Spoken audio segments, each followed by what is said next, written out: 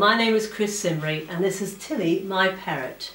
I'm going to read to you today from Penny White's second book, The Cult of Unicorns.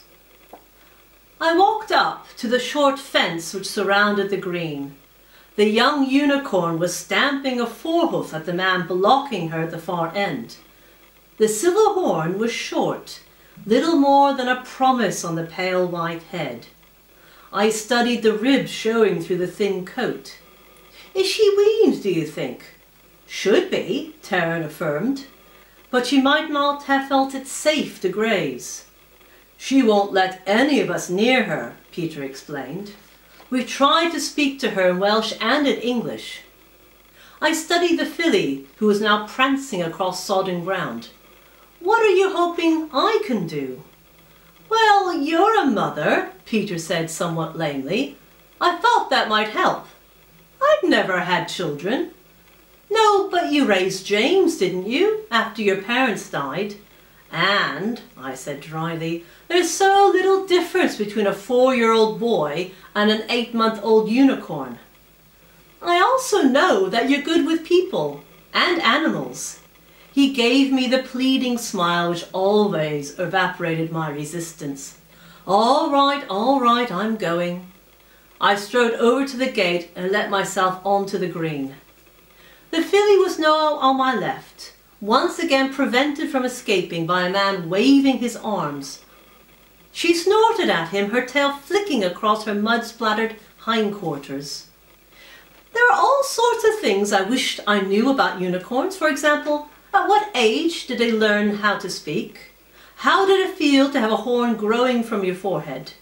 And whether they would use their hooves against a friendly vicar approaching them across a field. The unicorn might be young, but her head was at the height of my shoulder, and those silver hooves were quite sharp. There was quite a bit of difference between a human toddler and a unicorn. James had never tried to eviscerate me.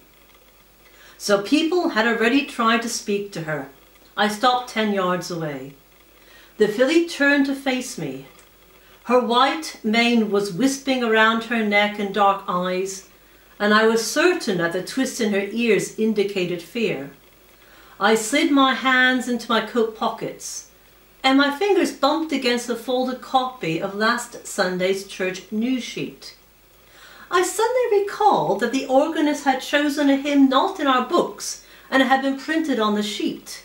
This gave me an idea. James had been a poor sleeper the first few months after our parents had died, but there was one thing which had always sent him off to sleep. I cleared my throat and started to sing. My voice wasn't a patch on Taryn's mezzo-soprano, but I was counting on the filly on not being an Eisteddfod George. All things bright and beautiful, all creatures great and small. Maury landed beside me and added his voice to the chorus. This time he kept to the same tune I had chosen, Royal Oak. All things wise and wonderful, the Lord God made them all. The filly drew back her head, but her ears swiveled toward us. Each little flower that opens, each little bird that sings, I continued, noting how some of the tension seemed to be leaving her neck. He made their glowing colors, he made their tiny wings. I dared to take a step forward as I sang the chorus. The unicorn studied me under her thick black eyelashes, but she dropped her head as I came closer, then sighed heavily through her nostrils. 20 feet, 10, 5. I was on the third voice, voicing my voice remained steady as I came to her side. I held out my hand as she sniffed at my palm. Her voice was much higher pitched than I expected. Ma'am? Careful, Maury warned her. Last person called Penny that ended up going home with her. Lech mi an bham?